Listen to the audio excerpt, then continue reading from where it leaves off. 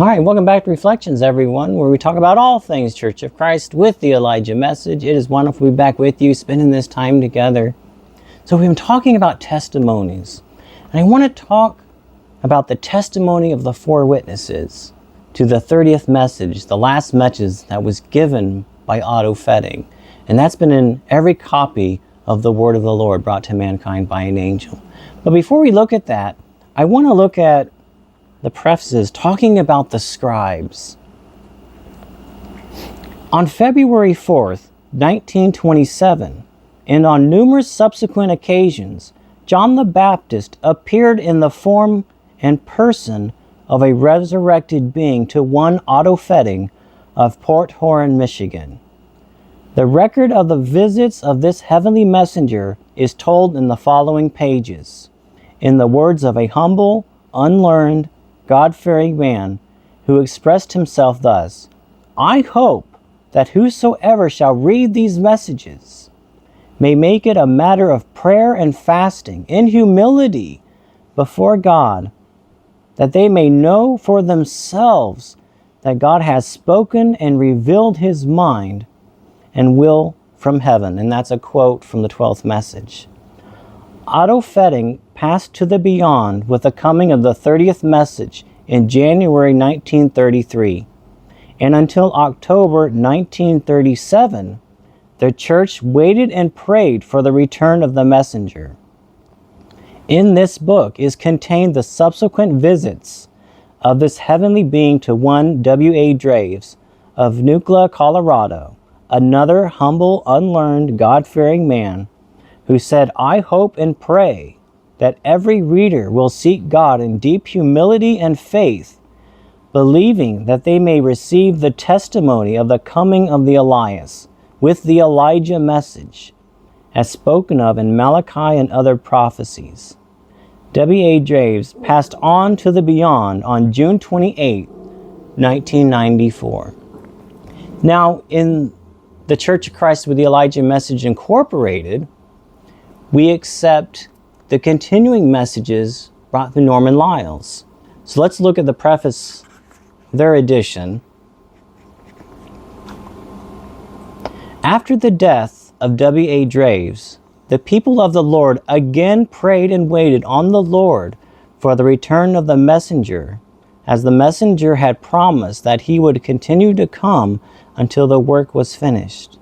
Then on September 9th, 2018, after waiting 24 years, the Lord again sent his messenger to Apostle Norman D. Lyles with the 121st message, while he was on a missionary trip to East Africa. This book contains the subsequent visits of the Lord's messenger to Norman D. Lyles of Grand Junction, Colorado. And then both editions have this one piece at the bottom. Read it with care and with prayer. And remember that if any of you lack wisdom, let him ask of God, that giveth to all men liberally, and upbraideth not. But let him ask in faith. And this is from James chapter 1, verse 5 and 6. And this is what Joseph Smith did. If you look at the Pearl of Great Price in the history in chapter 1, verse 11, I was one day reading the Epistle of James, first chapter and 5th verse, which reads, "If any of you lack wisdom, let him ask of God, that giveth to all men liberally, and unbridleth not, and it shall be given to him." Never did any passage of Scripture come with more power to the heart of man than this did at this time to mine. And that's what I would like you to do. All of the scribes talk about praying about these messages and fasting over them and spending time dwelling on every word and gain a testimony of the truthfulness of the coming of the messenger to the church, to you.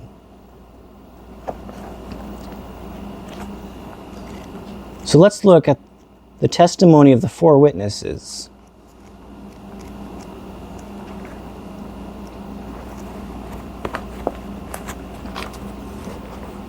So the four witnesses are W.R. Dexter, William Dexter, he was an apostle in the church.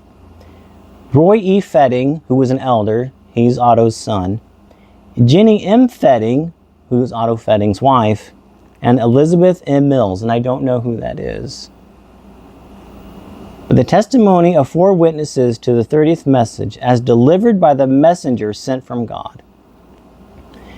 Be it known unto all nations, kindred, tongues, and people, unto whom this message shall come, that we, the undersigned, were in the room at the time the messenger, spoken of in the message, came into the room, and held the roll from which Otto Fetting read the word of the Lord, spoken of in the 30th message. We felt the presence of the messenger as he held the roll, and we heard the word of the Lord, delivered from the roll by the mouth of Otto Fetting, whom God used as his human agent. And that's a reference to the part here, the 30th message. This was presented to me by the messenger, and I read it as the messenger unrolled the roll, which was a scroll, which he had shown me the previous night, on which was written the word of the Lord. And that's signed Otto Fetting. And that's how the last message of Otto Fetting ended. And what's interesting about this testimony, that it ended up getting notarized. So, subscribed and affirmed before me, a notary public in and for the county of St. Clair in the state of Michigan, this 8th day of March, AD 1933, Russell A. Young. My commission expires June 23rd, 1934. So that's interesting. And in the testimony of the four witnesses, they talked about feeling the presence of the messenger. And that's what I want for you.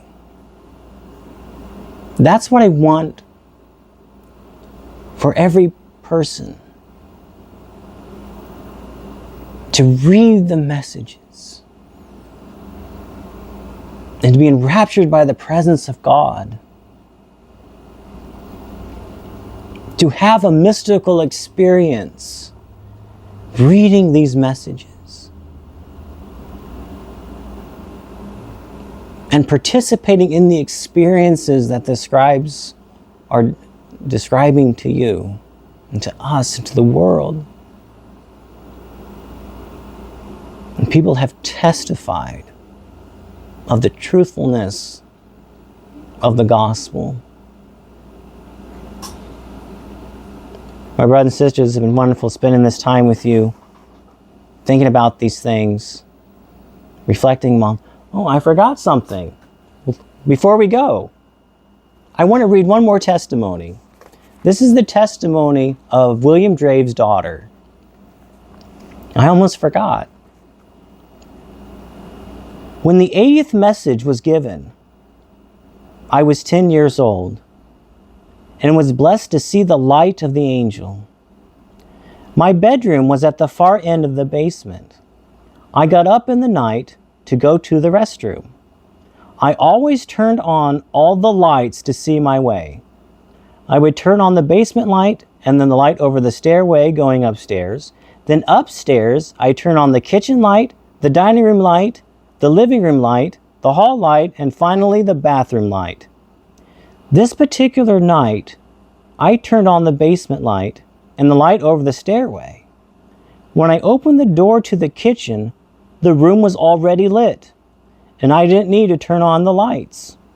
I went through the dining area to the living room, and it was already lit.